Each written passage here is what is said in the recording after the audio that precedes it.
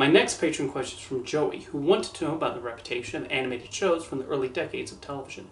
Do you think that certain animated TV shows from the 1950s and 60s deserve more credit than certain animation fans and historians give them credit for? I ask because there are animation fans and experts who think that TV cartoons from the 50s and 60s are at worst unremarkable garbage or at best good, but nothing spectacular or even great. When talking about animated television shows from the 50s and 60s, people will often bring up a few noteworthy shows like the Flintstones, but most are dismissed as simply animated and with little substance or humor, which is a fair opinion, but I think context is important for the time these shows were made. You had people like Hanna-Barbera and Jay Ward who had to handle the smaller budgets than what artists making animated shorts and features were given, and that required them to be creative. Rocky and Bullwinkle is an example of an animated show from that period which had lower quality animation. It was extremely simplistic and not what one would ordinarily call great art.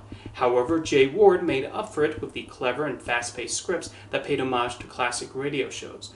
Rocky and Bullwinkle is appealing because of the endearing characters and quick-witted scripts, and even the occasional visual gags. I mentioned this in my video about what makes Hanna-Barbera so appealing, but the key to their shows was characters with likable designs, fully realized personalities, and the humorous dialogue between them. They would then add sound effects and other elements to beef up the production.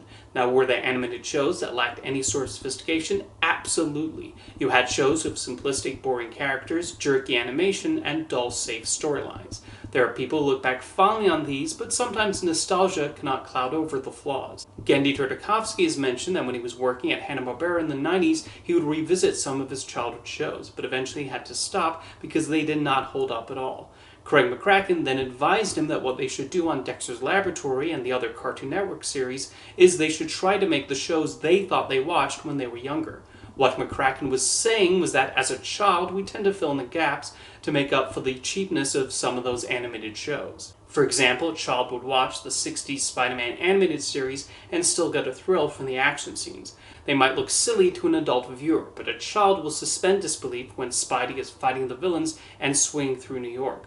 Although I wonder what today's child, who might be watching more action-packed animated shows like The Spectacular Spider-Man, thinks when they stumble onto or are introduced to the Web-Swingers' first animated show.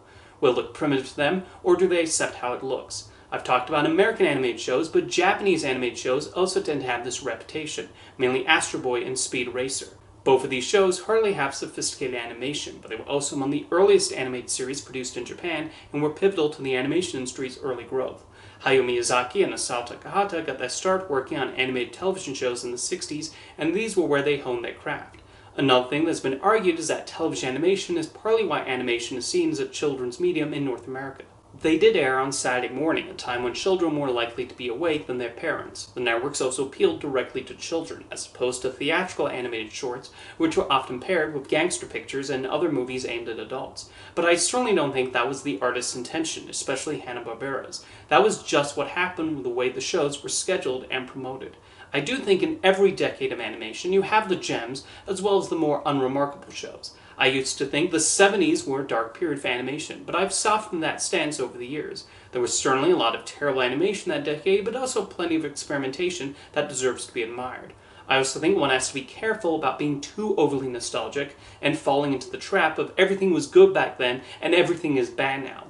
I see this often online with those proclaiming that today's animated television shows look bad, and there was so much more variety and better designs in the 80s, for example. When the new She-Ra was released, a series which gave the characters distinct designs and featured some great animation, it got blasted by these types of viewers. They felt the need to prop up the 80s She-Ra show by dumping on the newer one, which I found unfair. I get feeling nostalgic for the earlier Filmation shows, but too many people got upset because She-Ra looked like an actual teenager and not a supermodel. Also, how dare the characters look distinct and have more movements during the action scenes? In the end, I think it's important to acknowledge the strengths of each decade of animation, as well as the weaknesses. The 50s and 60s involved a lot of growing and learning in regards to producing animated series, and there was a lot of creativity, along with shows that offer nothing of substance or significance. I would ultimately call those decades an extremely important period in animation television history that helped lead the way towards where it would go in the following years, both the good and the bad.